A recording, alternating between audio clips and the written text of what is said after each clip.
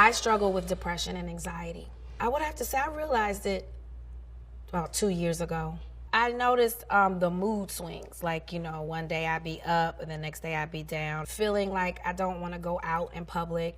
Almost agoraphobic, like, too much to deal with. Feeling really awkward in my skin.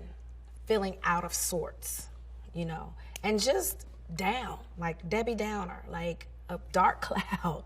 And then there would be days where my brain wouldn't stop racing, I would think of the most worst scenarios in the world, which would heighten my anxiety. And, people were like, you just need to meditate and yoga and things like that. And I would do that, but my brain would still race. For me, there was no shame when I started to recognize it. It was like that I have to get some help because I'm the life of the party. And when I go dark, I go dark. I don't want to leave the house. And my friends started to notice me pulling back. My father, who also had his issues with mental health, was really open about it, about his manic depression. But as I think back, no one else really talked about it. It was hush hush, or he just crazy, or things like that. For my dad, what he needed was a culturally competent therapist. And it's not even about the skin color or the race, it's about being culturally competent. And the reason why we can't find culturally competent therapists is because at home, in the African American community, we don't talk about mental health.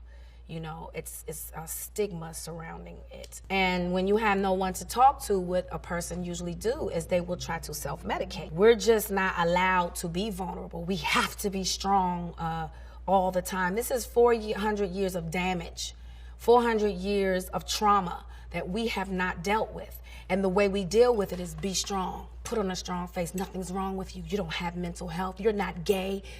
You're not allowed to be human. That's a lie. We hurt and we're suffering. When you think about the trauma the African American community has been through since we've been brought to this country, we have not dealt with that. And then you get to these microaggressions that are happening right in front of our faces every day on television. Women's sons are being taken from them for no reason at all. And through that, we still have to be strong? How fucking dare you? How dare you? How dare you put that on me? I felt pressure to be strong as a black woman in Hollywood because I kept hearing that term. Everyone kept saying, be a strong black woman, strong black woman. Then I realized that's a myth. It means that I'm some superhuman in some kind of way where nothing affects me, and that is so far from the truth.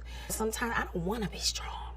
Sometimes the weight is just too much, and to put on that facade like you're strong all the time, that's exactly what it is, a facade. That's whack. You have to be human.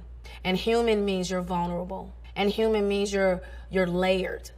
And being in an industry where you're getting paid 52 cents on the dollar compared to a white male, things like that weigh on your soul. Because I'm an artist and I'm an artist to the bone. So when I work, I give you all of me.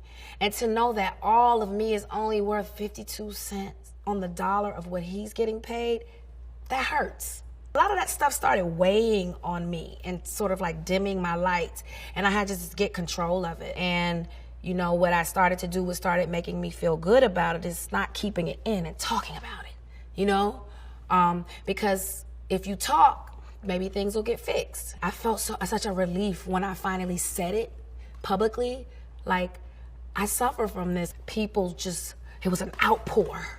It was an outpour. People, it was like they were like this, and all of a sudden they felt free to speak on it. When I got back above water, when I stopped suffocating myself, I was drowning. And once I released my truth, once I spoke my truth, I started to float back. That's what it is. It's luggage, it's baggage, and it will weigh you down. You better to pop those trunks and get that mess out and deal with it. It's okay. We're human. No one's perfect. The perfection is the perfect lie. When my therapist said that, my wings sprouted.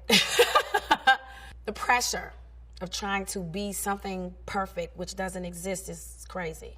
Let go of that myth. When I'm vulnerable, or I'm scared, or I'm having these non-pleasant thoughts, I let it run.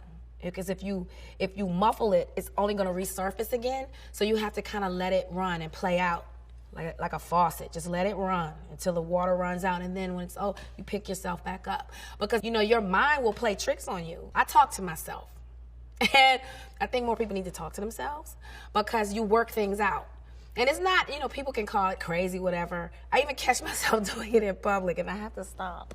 But it's just a way to work things out. And it's okay. It's okay. I will have a full-on conversation with myself in the mirror.